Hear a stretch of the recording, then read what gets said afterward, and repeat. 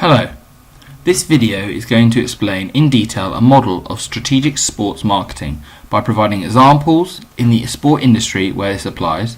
Then this model will be analysed on its effectiveness for sports organisations to implement it. The model chosen to analyse is McDonald's 10 steps of the strategic marketing planning process. This model has 4 phases that highlight all factors between the process of marketing planning, outputs, and the actual marketing plan itself, as said by McDonald. It can be applied to any organisation and works well particularly in a sporting environment due to its 10 stages. The first phase covers goal settings, mission statements, and corporate objectives. Goals are set to make sure tasks are completed, and within this there are different factors to consider, such as time span, task, how effective they are, and goal source, as said by Locke et al. 2006. A mission statement is a key output which is meant to put a strong message out there, and corporate objectives are normally set out by the people in charge of a business/organisation, as said by McDonald. Objectives can be much more effective by using SMART as an acronym, which is said to have come from Duncan and Doran. SMART stands for specific, measurable, achievable, realistic, and timely, which gives an objective a lot more direction. The RFU are a sporting organisation which set clear goals and objectives in order to increase the awareness for rugby along with other topics. They have set 5 core values, which are teamwork, respect, enjoyment, discipline, and sportsmanship, which can be seen as clear goals for everyone to follow.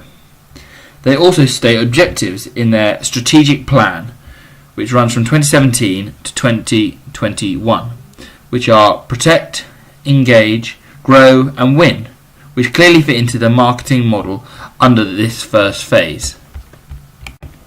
Phase 2 is the situation review stage, also known as the analysing stage, which has been deemed the most important area in this model.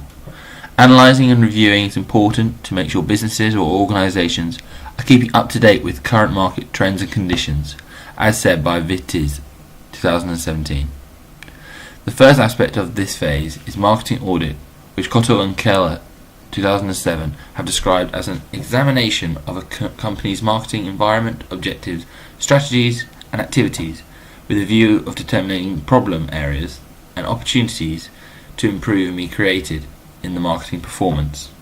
SWOT analysis is an examination of an organisation's internal strengths and weaknesses.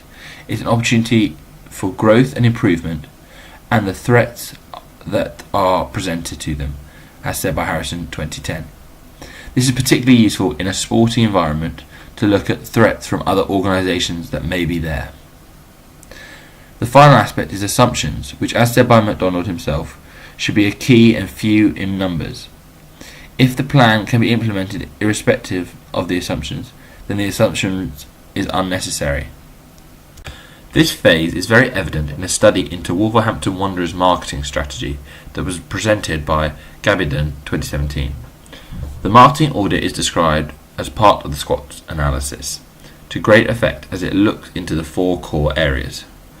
Clear strengths like club history and single club city are important, as you can see here. However, interaction in the local area is poor, as well as ageing fans, which is a key to identify under analysis.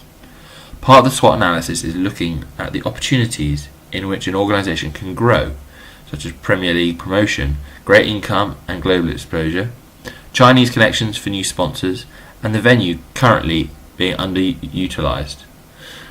Threats to sport organisations can be a concern, such as substitutes for watching the game live or ticket sales, as well as financial fair play laws come in by the FA. From this analysis, assumptions can be made, like identifying the way the club communicates with the city of Wolverhampton to increase local interest, which is needed, as well as connecting with younger fans, as the current fan base is ageing. Phase 3 looks more into implementing the plans and the strategic formulation. Making sure these areas are covered is important to make sure no unwanted hold-ups occur. This phase also looks at how it can meet the identified sports consumer needs and develop their relationships with them. Marketing objectives and strategies can also be thought up by using SMART objectives, as used in Phase 1, but this time they're tackling the consumer needs more specifically. As well as looking at the estimated results, the 4 Ps of the marketing mix, as suggested by McCarthy 1960, are price, promotion, product and place, which cover the most common variables used in constructing the marketing mix. Nike relies on its marketing mix to maximise its profits and growth. The marketing mix is a combination of strategies and tactics a company uses to execute its marketing plan, with reference to the variables product, place, promotion and price, the 4 Ps. As you can see here, this model shows what is covered under each component. What is of particular interest with Nike is that they do a lot through their marketing promotion, and they have many projects going on, such as NBA and FIFA World Cups, Papa's 2017.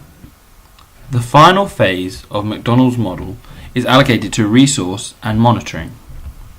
It is important to have control over things such as budget and what the plan is for the programme, particularly into the future and the first year. As said by Aston 2017, a lack of resources and more planning will make projects go over budget and be delivered without the correct assets. Budgets need to be carefully looked at, as they need to be specific to the project, as there is no basic model which applies to all, especially in the sport industry, which is ever changing, as said by Slavik et al. 2016. An organisation that has to look into its budgets and their planning process very carefully is Red Bull. Red Bull have lots of projects going on at the same time, which require large budgets in order to reach its intended audience. Red Bull overall budget for this promotional campaign in 2011 was nearly $2 million and was based on previous projects and advert costs.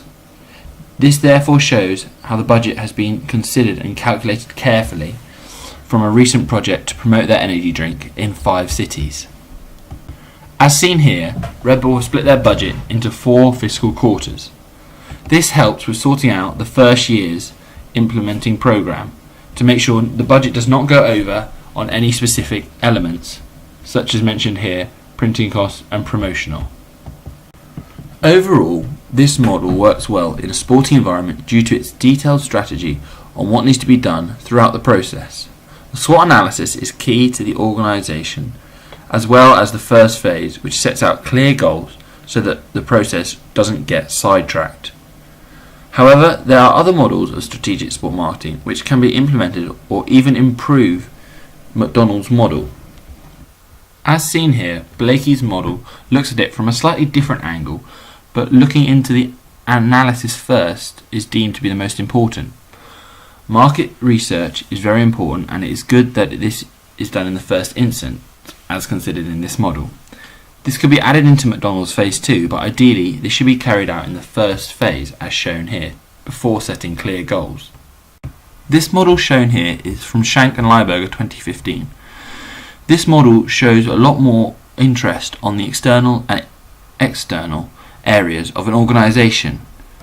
It looks into the internal strengths and weaknesses of an sport organisation, as well as examining the external opportunities and threats that exist. This is similar to SWOT analysis, but it is a lot easier and more detailed process to understand for anyone who needs to use this model.